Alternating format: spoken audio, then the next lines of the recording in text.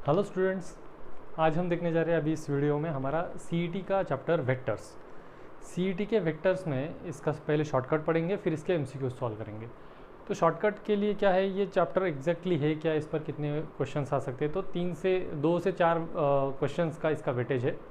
ठीक है, vector chapter वैसे तो इंपॉर्टेंट है क्योंकि इसी पे बेस्ड इसमें जो कंसेप्ट इसके एंड में हमें डायरेक्शन कोसाइन डायरेक्शन रेशियोज वगैरह है वो अगले चैप्टर में यूज़ होने वाले हैं, that is line and plane. ठीक है, तो पहले तो हम इसकी थ्योरी देखेंगे, इसमें क्या क्या कंसेप्ट हमने पढ़े थे। इन शॉर्ट एक लेक्चर में हम इसको पढ़ेंगे और उसके बाद के लेक्चर में हम इसके एमसीक्यूज देखेंगे, सॉल्व करने हैं। तो देखिए, दो कंसेप्ट बहुत ही इंपॉर्टेंट है यहाँ पर हमें, एक है कोलिनियर वेक्टर, दूसरा है coplanar vector. Let us consider ये दो वेक्टर्स है मेरे पास, और इन दो वेक्टर्स को हमें कोलिनियर या कोप्लेनर ऐसा कुछ प्रूव करना है, या ये है ऐसा हमें गिवन है। तो उस केस में क्या क्या होता था, कितने टाइप्स हमने देखे थे कि ये किस किस टाइप से ये हो सकता है कोलिनियर, या कोलिनियर को ही एक और पैरेलल वर्ड था हमारे पास, पैरेलल वेक्टर। ठीक है, तो पैरेलल वेक्टर हो या कोलिनियर वेक्टर्स हो, दोनों का मीनिंग इसमें सेम है, क्योंकि यहाँ पर हमने पढ़ा है कि ये फ्री वेक्टर के साथ हम डीलिंग कर रहे हैं, ना कि लोकलाइज वेक्टर के साथ। ठीक है, तो ये फ्री वेक्टर, लोकलाइज वेक्टर, इनके जो टाइप्स है, ये टाइप्स हमने पढ़े थे। तो इसमें फ्री वेक्टर मतलब क्या होता है, it is a vector which can be moved from one place to another place without changing its dimension, without changing its direction and its magnitude। अगर ये वेक्टर ऐसा है तो इसको हम यहाँ इस प्लेन में कहीं पर भी मूव कर सकते हैं, बट हमें क्या नहीं करना है, इसका डायरेक्शन और इसका मैग्नीट्यूड चेंज नहीं करना है। ठीक है, तो कोलिनियर वेक्टर्स या पैरेलल वेक्टर्स मतलब क्या थे कि हम इसमें कह सकते हैं कि दो वेक्टर्स, लेट अस से ए बार और एक दूसरा वेक्टर है बी बार, ये दोनों वेक्टर एक किसी लाइन को अगर पैरेलल है, या किसी लाइन पे अगर सेम डायरेक्शन में जा रहे हैं, या फिर हम कह सकते हैं कि उस लाइन के अलॉन्ग उनका एक्शन ऑफ फोर्स है, तो उस केस में ये दोनों वेक्टर्स एक दूसरे को पैरेलल है, क्योंकि ये इस लाइन को पैरेलल है। ठीक है, तो इनको हम कहते थे कोलिनियर वेक्टर्स। ठीक है, तो इस केस में कोलिनियर वेक्टर की जो थ्योरम्स हमने पढ़े थे बोर्ड के लिए, उन थ्योरम्स में से सबसे पहले था कि अगर दो वेक्टर्स पैरेलल है तो ए बार और बी बार, ये दो वेक्टर्स पैरेलल है तो एक वेक्टर दूसरे का स्केलर मल्टीपल होता है, नॉन जीरो स्केलर मल्टीपल। मतलब ये m जो है ये यहाँ पर नॉन जीरो स्केलर मल्टीपल बनेगा। ठीक है, फिर दूसरी कंडीशन हमने देखी थी कि अगर सपोज 3 पॉइंट्स गिवन है ए बी सी, ये तीनों पॉइंट्स अगर लेटर से कोलिनियर है तो इसमें कंडीशन आती थी a b cross a c is equal to 0। मतलब क्रॉस प्रोडक्ट जो हमारा अगला आगे जाके कंसेप्ट आने वाला है हमें क्रॉस प्रोडक्ट का, तो उसमें क्या है कि अगर ये समझो 3 पॉइंट हमें कोलिनियर दिए हैं, तो उसमें से ए बी और ए सी, ये जो दो यहाँ पर सेगमेंट्स है या जो वेक्टर्स है, उन दो वेक्टर्स का अगर क्रॉस प्रोडक्ट अगर 0 आता है, in that case we can say that ये जो है ये कोलिनियर वेक्टर्स है। ठीक है, इसी में हम क्या कह सकते हैं कि एक ए बार और बी बार की जगह पे अगर हम ए बी बार और ए सी बार रख दें, तो यहाँ पर A B bar, a B vector is scalar non zero scalar multiple of a C vector, ऐसा भी हम कह सकते हैं। इससे भी ये जो है ये हमारे वेक्टर्स पैरेलल या कोलिनियर हो जाते हैं। ठीक है, एक और हमने थ्योरम पढ़ा था, थ्योरम कौन सा था, अगर समझो 3 वेक्टर से A bar B bar and C bar, these 3 vectors और these 3 are the position vectors of any points, तो उस केस में ये अगर हमें कोलिनियर चाहिए तो x a bar plus y b bar plus z c bar is equal to हमें चाहिए था 0। ठीक है, ये जो है ये अगर समझो 0 आ गया, ये इनका जो लीनियर कॉम्बिनेशन है, if this linear combination is 0 then we can say that the position vectors A bar B bar C bar, मतलब ये जो वेक्टर्स है ये किसके पोजिशन वेक्टर्स होंगे, पॉइंट्स ए बी और सी के, तो ये जो है ये लीनियर वेक्टर्स है, कोलिनियर वेक्टर्स है। तब हम इसको ऐसा कह सकते हैं कि कोलिनियर वेक्टर्स को एक और नाम मैंने क्या बताया आपको, पैरेलल वेक्टर्स।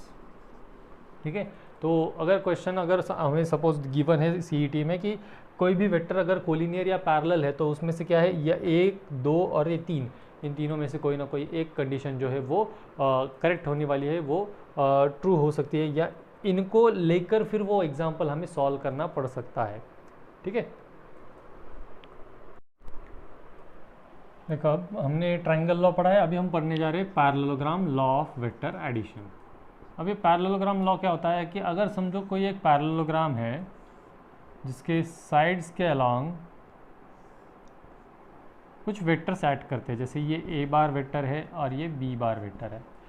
तो यहाँ पर क्या होता है कि अगर समझो कोई दो वेक्टर्स है जो इस पैरेललोग्राम के एडजेसेंट साइड्स के अलोंग अगर एक्ट करते हैं, तो उसमें हमें क्या पता होना चाहिए कि इसका जो रिजल्टेंट है वो रिजल्टेंट यहाँ पर इस डायगोनल, अगर समझो ये ए बी सी डी इस तरह का पैरेललोग्राम है, तो ए बार और बी बार की जो एडिशन है वो हमें इस ए सी वेक्टर के अलोंग मिलेगी, that is a bar plus B bar is equal to ये ए सी वेक्टर, ठीक है, डायगोनल वेक्टर।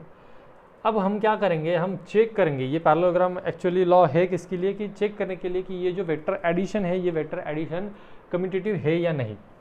तो देखो ये ए बार वेक्टर है, यहाँ पर हम इसको प्लेस करेंगे क्योंकि ये दोनों पैरेलल है, तो इसका वेक्टर का जो लेंथ और मेजरमेंट है हमें पता है, पैरेललोग्राम के opposite sides are parallel and congruent, ठीक है। तो पैरेलल मतलब यहाँ पर इनका डायरेक्शन भी सेम हो गया, और यहाँ पर ये देखो बी सी है तो ए डी का भी डायरेक्शन ये यहाँ पर कंसिडर किया हमने, ये हो गया बी बार। तो ए बी सी ट्रायंगल में जब हम एडिशन करेंगे तो वो बनेगी A bar plus B bar is equal to A bar plus B bar is equal to C bar कहेंगे हम इसे, लेटर से ये जो ए सी है इसको हम सी बार कहेंगे, ठीक है। और जैसे हम ए डी सी ट्रायंगल में चले गए तो ये ए डी सी ट्रायंगल में initial point two terminal point and इसका इनिशियल पॉइंट टू ये टर्मिनल पॉइंट, मतलब यहाँ पर ये जो है ये भी आपका ए सी वेक्टर आया है। तो यहाँ पर एडिशन कहाँ से स्टार्ट हुई थी, b bar plus A bar is equal to b मिला हमें सी बार। अगर हमने इस ए सी वेक्टर को सी बार कंसिडर करते हैं तो ये इज इक्वल टू मिला। अब देखो इन दोनों में आर एच एस इक्वल है तो एल एच एस इक्वल कर सकते हैं, तो A bar plus B bar is equal to B bar plus A bar. It proves that this addition of vectors या वेक्टर एडिशन ये जो है ये कम्यूटेटिव प्रॉपर्टी है, ये हमको यहाँ पर प्रूव मिल गया, ठीक है। तो यहाँ ये पैरेललोग्राम लॉ हो गया, ठीक है। जैसे हमें पता चला कि ये जो है यहाँ पर अगर हम एडिशन करते हैं तो इसमें ये जो एडिशन है ये इस तरह से हमें मिलेगी, पैरेललोग्राम लॉ है ये। अब पॉलीगॉन लॉ है, ठीक है। पॉलीगॉन लॉ मतलब क्या होता है, उसमें कोई डायग्राम रहेगी जिसमें 4 से ज़्यादा वेक्टर्स एक्ट करेंगे, ठीक है। लेट अस से ये है ए बार बी बार सी बार डी बार ई बार, इस तरह से कुछ वेक्टर्स है, तो ठीक है। तो ये A B C D E और एफ इस तरह से ये कुछ पॉइंट्स है, ये जो पॉलीगॉन है इसमें कितने साइड से देखो 1 2 3 4 5 6, मतलब ये एक हेक्सागोन है, ठीक है। अगर ये हेक्सागोन है तो इस केस में हमें क्या चाहिए, इसका ए एफ ये हमें निकालना है, ए एफ ये रिजल्टेंट वेक्टर निकालना है। तो हम क्या करेंगे, फिर इसको थोड़े छोटे ट्राइंगल्स में हम इसको डिवाइड कर लेंगे। तो ये ए सी वेक्टर है, तो A B vector plus B c vector is equal to A C vector, तो इसका रिजल्टेंट हमें मिलेगा A bar plus B bar. फिर A C vector plus C D vector, फिर ए डी वेक्टर निकालेंगे हम, ए डी वेक्टर आपको मिलेगा A bar plus B bar plus C bar. ये क्यों मिलेगा, क्योंकि triangle law of vector addition, अगर ये ए बी सी एक ट्रायंगल है तो A B bar plus B C bar is equal to A C bar मिलता है। सिमिलरली ए सी डी अगर एक ट्रायंगल है, क्योंकि देखो ए सी बार मतलब जो है वो हमें मिला था ए बार प्लस बी बार, ठीक है। तो A C bar plus C D bar is equal to A bar plus B bar plus C bar. Similarly ये जो ए ई बार है ये क्या मिलेगा हमें, it will become a bar plus B bar plus C bar plus D बार।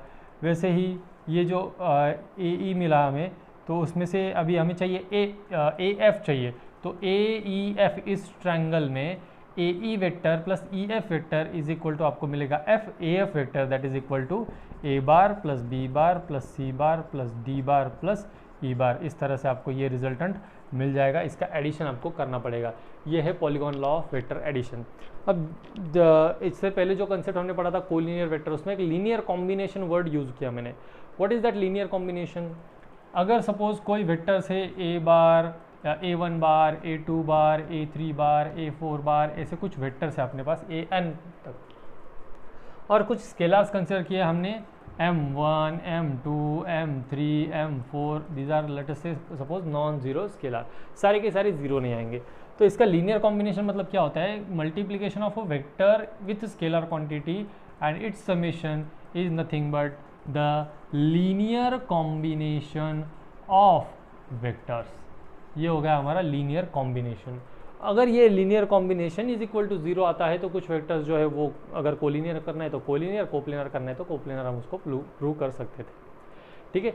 लेकिन अगर suppose कोई दो वेक्टर्स है, लेट अस से दो वेक्टर्स नॉन कोलिनियर है अगर दो वेक्टर्स नॉन कोलिनियर तो उसमें क्या करेंगे हम, दो वेक्टर्स नॉन कोलिनियर है तो उसमें जो कंडीशन हमें दी गई है वो कंडीशन वहाँ पर अगर प्रूव नहीं हुई तो वो नॉन कोलिनियर है।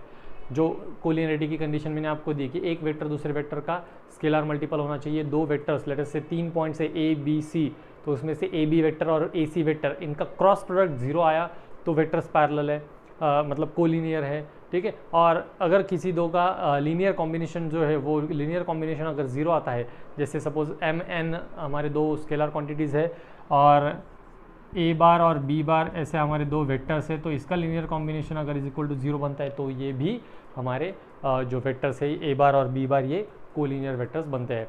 तो ये कंडीशंस आपको याद रखनी है। तो अभी हमने कोलिनियर या पैरेलल वेक्टर पढ़ा, अभी हम कोप्लेनर वेक्टर्स पढ़ने वाले हैं। देखिए कोलिनियर और कोप्लेनर के लिए जो जो कंडीशंस थे वो हमने देख लिए यहाँ पर कोलिनियर या पैरेलल के लिए। अभी हम देखने जा रहे हैं कोप्लेनर वेक्टर्स के लिए।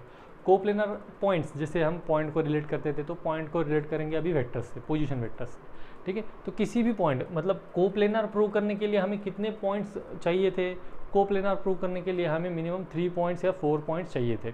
तो इस केस में हम क्या करेंगे कि कोई भी सेट ऑफ पॉइंट अगर कोप्लेनर है वो उसको, मतलब कोई भी सेट ऑफ पॉइंट गिवन है उसको अगर हमें कोप्लेनर प्रूव करना है तो उसमें हम क्या करेंगे, देखिए दो कंडीशंस है हमारे पास, वो कंडीशंस हम अब चेक करेंगे।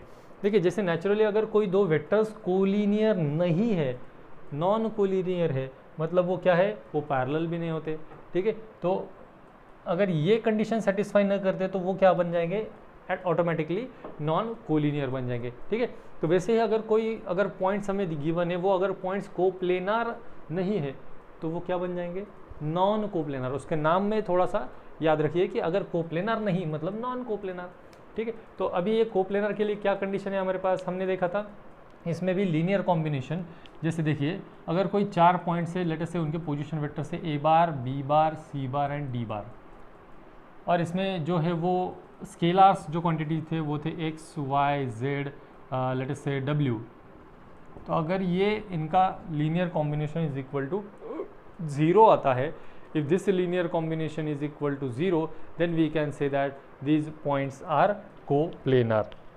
और एक चीज़ हमने देखी थी, क्या थी वो, कि अगर समझो कोई 4 पॉइंट्स है, उसमें अगर लेटर से एक vector A B, vector A C और वेक्टर ए डी है, तो उस केस में जैसे हमने यहाँ पर प्रूव किया था कि इसका क्रॉस प्रोडक्ट अगर 0 आ जाए तो वो को लीनियर बन जाते हैं। तो यहाँ पर वैसे क्रॉस प्रोडक्ट का कुछ माजरा नहीं है, लेकिन अगर इसमें से कोई भी एक वेक्टर, बचे हुए दो वेक्टर्स का स्केलर मल्टीपल अगर बनता है, जैसे a B bar is equal to m times a C bar plus n times a d bar, then we can say that these 3 vectors are coplanar. ये कोप्लेनरिटी की कंडीशन है, ठीक है। तो कोलिनियर वेक्टर्स और कोप्लेनर वेक्टर्स ये बहुत ही important concept है यहाँ पर। फिर अब आगे जाके क्या होने वाला है, आगे जाके हमें यहाँ पर उसके टाइप्स पढ़ने हैं। उसके किसके टाइप्स, इसके अलजेब्रा के, अलजेब्रा मतलब उसका एडिशन, सब्ट्रैक्शन, प्रोडक्ट वगैरह, तो वो हमें यहाँ पर पढ़ना है। उसके लिए आपको कोलिनियर और कोप्लेनर वेक्टर्स पता होना बहुत ही ज़रूरी है। अब देखिए जैसे कि हम यहाँ पर देख पा रहे हैं कि ये दो वेक्टर्स है, ये अगर वेक्टर्स कोलिनियर है तो क्या होगा, यहाँ पर इनका अगर कुछ एडिशन करना है तो ये सेम डायरेक्शन में तो डायरेक्टली एडिशन हो जाता है। इसमें हमें एक चीज़ और एक याद करनी पड़ती है, वो है कि अगर यहाँ पर 2 डायमेंशन वेक्टर्स इन 2 डायमेंशन अगर हम कंसिडर करते हैं, या वेक्टर्स इन 3 डायमेंशन अगर हम कंसिडर करते हैं, तो इसमें 2 डायमेंशन मतलब एक्स वाई एक्सिस होता है, सिर्फ एक्स और वाई एक्सिस होता है। 3 डायमेंशन मतलब एक्स वाई और जेड एक्सिस होता है। इस केस में अभी यहाँ पर unit vector acting along x axis होता है आई कैप, वाई के अलॉन्ग होता है जे कैप, और जेड के अलॉन्ग जो नया आया है वो होता है k cap. So i cap, j cap, k cap, these are the 3 unit vectors acting along 3 different coordinate axis. ये होता है हमारे यहाँ पर ये बेसिक, ठीक है। तो ये कोलिनियर वेक्टर्स, कोप्लेनर वेक्टर्स अगर आपको पता है तो अभी हम देखेंगे इसका अलजेब्रा, जो कि मेन कंटेंट है कि addition of 2 vectors, 2 vector add करने के लिए हमें क्या क्या चाहिए या कितने लॉज हैं हमारे पास, ठीक है। वैसे तो आपको पता है कि इन ऑल 3 लॉज हमारे पास है। एक है triangle law of vector addition, दूसरा है parallelogram law of vector addition, और तीसरा है polygon law of vector addition, ठीक है। तो इसमें जो है parallelogram law, triangle law, parallelogram law और पॉलीगॉन लॉ, ये लॉज हमें अच्छी तरह से याद करने पड़ेंगे। क्यों करने पड़ेंगे? क्योंकि अगर आप ये नहीं करते हो तो आपको अगला जो इसका अगला बेसिक्स है या इसके ऊपर बेस्ड जो कंसेप्ट है वो नहीं पढ़ने आएंगे। ठीक है, तो ट्रायंगल लॉ मतलब क्या होता है, अगर सपोज कोई भी दो वेक्टर्स ट्रायंगल के दो साइड्स के अलोंग अगर एक्ट करते हैं, जैसे यहाँ पर देखिए कि ये है ए वेक्टर, ये है बी वेक्टर, ऐसे अगर कोई वेक्टर्स एक्ट करते हैं तो उसको हम कर सकते हैं, इसका जो रिजल्टेंट है वो रिजल्टेंट हमें मिलेगा directly along third side of the triangle. तो अगर सपोज ये ट्रायंगल आपका ए बी सी है तो उस केस में इसका जो एडिशन मिलेगा a b plus B c वो डायरेक्टली हमें ए सी बार के अलोंग मिलेगा। तो ये ऐसे होगा यहाँ पर A B bar plus A C bar is equal to, मतलब ये A bar plus B bar is equal to ये बन जाएगा सी बार। ठीक है, तो ये होगा triangle law of vector addition. अगर ये एडिशन है तो सब्ट्रैक्शन क्या होगा, जैसे हमने 9th-10th स्टैंडर्ड में पढ़ा है कंस्ट्रक्शन। अगर हमें बचे हुए दो साइड, जैसे देखिए कंस्ट्रक्शन में क्या गिवन था कि एक बेस सेगमेंट होता है, उस बेस सेगमेंट का मेजरमेंट आपको दिया होगा, फिर उसका कुछ एंगल गिवन होगा, और addition of remaining two sides and subtraction of remaining two sides, इस तरह से आपको गिवन था। तो उसमें एडिशन के वक्त हम क्या करते थे, ऊपर वाला पार्ट कंसिडर करते थे, और सब्ट्रैक्शन के लिए क्या करते थे, उसको नीचे एक्सटेंड करके वहाँ पर हम कुछ कंस्ट्रक्शन करते थे। वैसे ही यहाँ पर ये अगर एडिशन है तो अगर ये आपका ट्रायंगल है तो ये अगर बी वेक्टर है तो उसका निगेटिव मतलब उसका माइनस ऑफ बी वेक्टर इस डायरेक्शन में जाएगा, ये माइनस ऑफ बी वेक्टर, क्योंकि हमें पता है कि अगर दो वेक्टर्स सेम लाइन में एक्ट होते, अगर वो सेम लाइन में एक्ट होते और उनका मैग्नीट्यूड भी इक्वल होता है तो उनको हम इक्वल वेक्टर्स कहते हैं। कि जैसे ये वेक्टर्स है, ये वेक्टर कैसे है, अभी ये एक लाइन में है और इनका अगर मतलब इनका डायरेक्शन सेम है और इनका मैग्नीट्यूड भी सेम है। ठीक है, इनकी अगर लेंथ हम मेजर करते हैं दोनों की भी, तो ये मेजर उनकी जो लेंथ है वो इक्वल आएगी और इनका डायरेक्शन भी सेम है, इसलिए ये बनेंगे इक्वल। लेकिन जैसे हम देखेंगे कि अगर ये जो वेक्टर है इसमें से एक वेक्टर भी इधर को चला गया, ठीक है, मतलब ये इनके अपोजिट डायरेक्शन हो गए, मैग्नीट्यूड सेम है लेकिन डायरेक्शन अपोजिट है, इस केस में क्या होता है कि एक वेक्टर दूसरे का निगेटिव ऑफ वेक्टर कहा जाता है। तो ये माइनस बी बार बन गया। ठीक है, तो ये है ए बार, ये है माइनस बी बार, लेकिन यहाँ पर भी देखो ये ए और ये B bar minus B bar, ये दोनों जो वेक्टर्स है ये भी ट्रायंगल के किसी साइड पर ही एक्ट होते हैं। तो इसका भी जो रिजल्टेंट हमें मिलेगा वो इसी का एडिशन मिलेगा। तो A bar plus minus B bar, plus और माइनस बी बार मतलब क्या है, माइनस बी बार। तो यहाँ पर हमें ये ए बार माइनस बी बार इस तरह से ये सब्ट्रैक्शन मिल गई, ये हमें एडिशन मिली थी। अब हमें देखना है कि पैरेललोग्राम लॉ क्या है, वेक्टर एडिशन का ही पैरेललोग्राम लॉ क्या है, ये अब हमें देखना है। देखिए अब नेक्स्ट जो कंसेप्ट है वो हम पढ़ने जा रहे हैं, दैट इज सेक्शन फार्मूला। अब सेक्शन फार्मूला में क्या है, ये हमने ये भी कंसेप्ट 9th-10th स्टैंडर्ड में पढ़ा है, और ये जो 12th में हमने अभी पढ़ा है रिसेंट में, तो उसमें अगर कोई भी एक पॉइंट एक वेक्टर एक सेगमेंट को इंटरनली डिवाइड करता है, इंटरनली डिवाइड करना मतलब अगर ये आपका सेगमेंट ए बी है, ये लेट अस से पॉइंट आर पॉइंट है, तो इन तीनों के position vectors with respect to origin वो बनते हैं A bar, B bar and R bar, और इंटरनली ये पॉइंट डिवाइड कर रहा है m/n रेशो में। फिर जाके ये जो आर बार वेक्टर है इसका जो फॉर्मूला मिलता था वो हमें वो ऐसा इस तरह से था कि m/b बार प्लस n/a बार डिवाइडेड बाय m+n। ठीक है, ये इंटरनल डिवीजन का था। इंटरनल डिवीजन में ही इसका एक एप्लीकेशन हमने देखा था कि वो था mid point formula. Mid point formula मतलब ये जो m/n रेशो होता है वो m/n रेशो इक्वल होता है, मतलब m is equal to n होता है। तो m इज इक्वल टू अगर n है तो यहाँ पर क्या बनेगा, ये r is equal to m/b bar plus m/a bar divided by m+m। ठीक है, अब जैसे कि हमें पता है कि m/n अगर इसमें से इस रेशो में से अगर m is equal to n है तो ये जो रेशो है ये 1:1 बन जाएगा। ठीक है, क्योंकि यहाँ पर m/m बनेगा मतलब m डिवाइडेड बाय m होता है, तो वो 1/1 मतलब 1:1। तो m की जगह पे अभी हम 1 पुट कर देते हैं, तो ये क्या बनेगा, ये a bar plus b bar divided by m+m मतलब 1+1 दैट इज़ 2। तो ये मिड पॉइंट फार्मूला बन गया। ठीक है, मिड पॉइंट फार्मूला इस तरह से हमें याद करना है। फिर आता है एक्सटर्नल डिवीजन।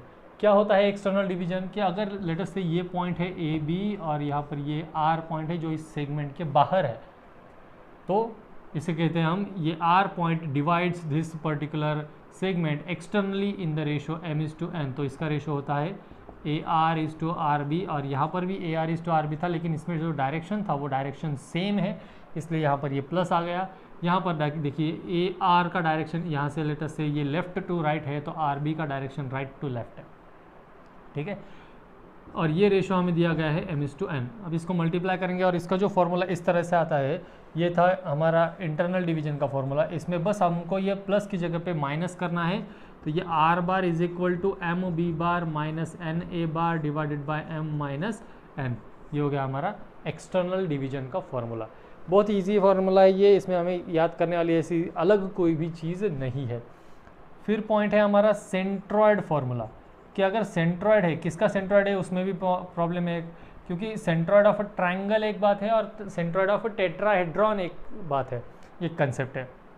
तो ट्रायंगल का अगर सेंट्रॉयड है तो ये G bar is equal to formula बनता है A bar plus B bar plus C bar divided by 3, और अगर यही टेट्राहेड्रॉन का फॉर्मूला है, सेंट्रॉयड ऑफ टेट्राहेड्रॉन, तो वो जो फॉर्मूला है वो फॉर्मूला बनता है G bar is equal to A bar plus B bar plus C bar plus D bar divided by 4।